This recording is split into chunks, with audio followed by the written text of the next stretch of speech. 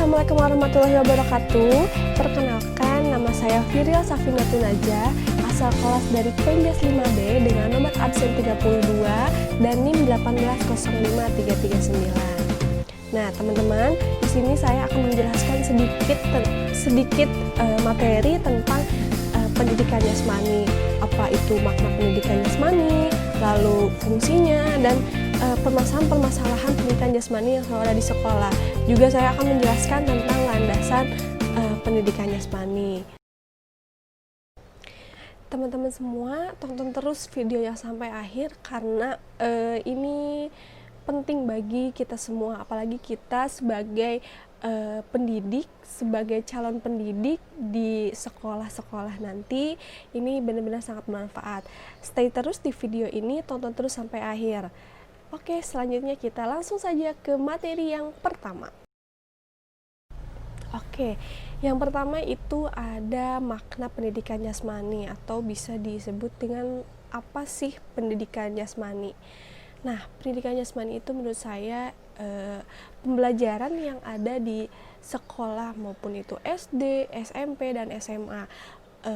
Jadi pendidikan jasmani itu sebagai pendorong kita untuk melatih fisik, melatih mental, gerak. Nah, itu merupakan pendidikan jasmani. Jadi pendidikan jasmani itu menurut saya sendiri pembelajaran yang ada di sekolah untuk melatih gerak motorik kita, mental kita, kemampuan gerak kita. Itu pendidikan jasmani. Nah, lalu yang kedua, apa itu fungsi pendidikan jasmani bagi manusia gitu. Kalau menurut saya itu ada beberapa fungsi. Yang pertama itu fungsinya untuk pembentukan tubuh. Kenapa sih pembentukan tubuh gitu? Karena ketika kita melakukan olahraga, mau itu dengan rutin, mau itu dengan seminggu berapa kali, ataupun misalkan kalau di sekolah dasar itu kan biasanya seminggu sekali nih pendidikan jasmaninya atau pembelajaran olahraganya. Nah, itu kita bisa mengetahui bahwa tubuh mereka itu apakah lebih contoh nih ya, tinggi badan, apakah mereka itu naik gitu tinggi badannya, ataupun berat badannya gitu naik. Nah, itu bisa dibilang pertumbuhan. Nah, itu termasuk juga fungsi dari pendidikan jasmani.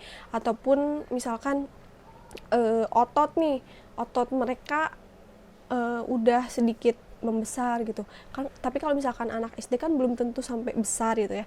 Nah, kalau misalkan untuk anak gede gitu, anak dewasa, itu bisa terlihat ototnya semakin membesar gitu. Itu termasuk ke pembentukan tubuh. Lalu fungsi yang kedua yaitu pembentuk prestasi. Kenapa pembentuk prestasi? Karena dalam pendidikan jasmani itu ada cabang-cabang olahraga, misalkan bulu tangkis, futsal, basket, voli, dan yang lainnya. Ketika kita menekuni satu olahraga yang kita suka atau yang anak suka, itu bisa jadi ladang untuk prestasi gitu.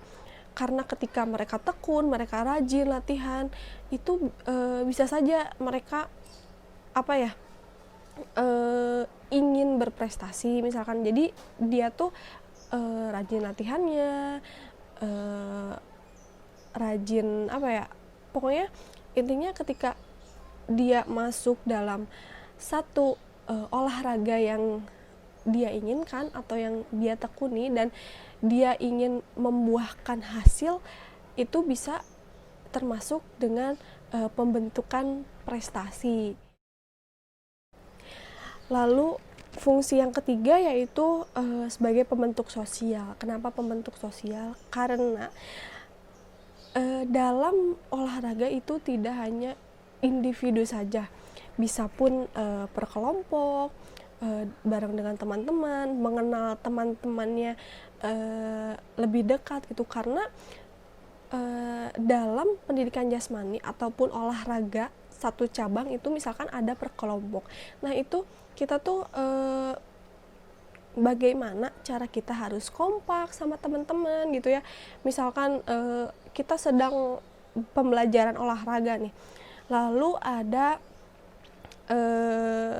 pembelajaran kelompoknya, misalkan kelompok 1, kelompok 2, kelompok 3. Nah, mereka itu gimana caranya harus kompak, gimana caranya harus kedekatannya itu erat, itu termasuk pembentukan sosial. Jadi mereka itu tidak hanya membentuk badan, membentuk tubuh, membentuk prestasi, tapi mereka itu harus bisa membentuk sosialnya. Jadi intinya dengan pendidikan jasmani atau dengan olahraga itu bisa membentuk sosial dari teman ke temannya. Itu dari si anak ngobrol dengan temannya itu udah termasuk pembentukan sosial, seperti itu.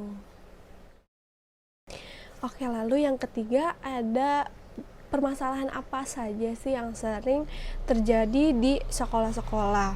Kalau untuk saya khususnya di sekolah dasar ya, biasanya itu yang sering terjadi itu kebutuhan atau sarana dan prasarana itu biasanya di nomor sekian kan, misalkan, karena kadang memang ada yang menyepelekan pendidikan jasmani juga.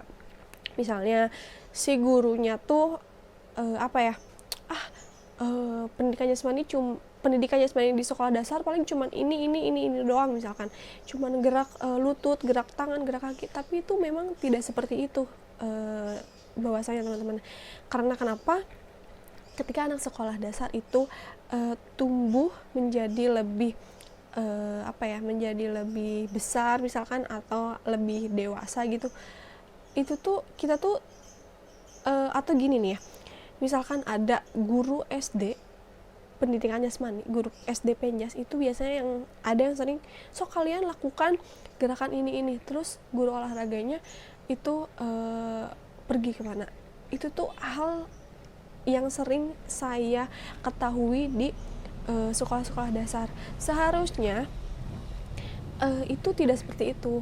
Karena kenapa? Ketika anak SD tidak dibimbing oleh gurunya, itu takutnya melenceng, takutnya ada hal-hal yang tidak diinginkan, hal-hal yang tidak diinginkan itu terjadi, seperti kecelakaan atau jatuh.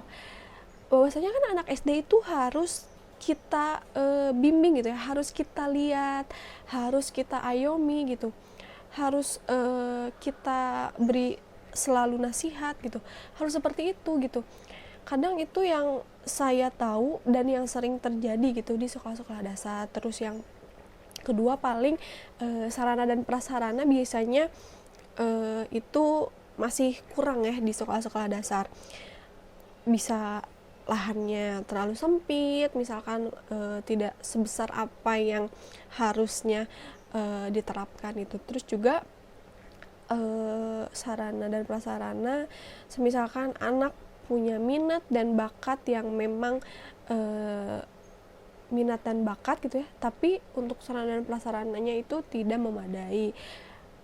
Mungkin memang rata-rata menurut saya sarana dan prasarana yang memang kadang kurang memadai di setiap sekolah.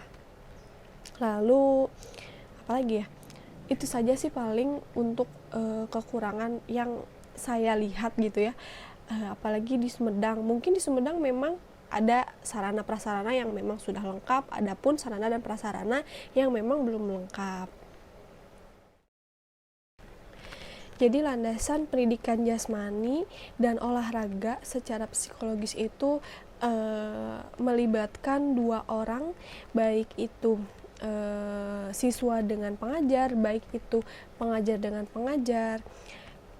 Dan di dalam pendidikan jasmani itu harus saling menghargai dalam artian kepribadian, pola pikir, lalu karakter masing-masing itu memang harus saling menghargai, serta bukan hanya fisik gitu yang terkandung dalam Penjas itu sebenarnya bukan hanya fisik saja gitu, akan tetapi kepribadiannya pun harus ditekankan gitu.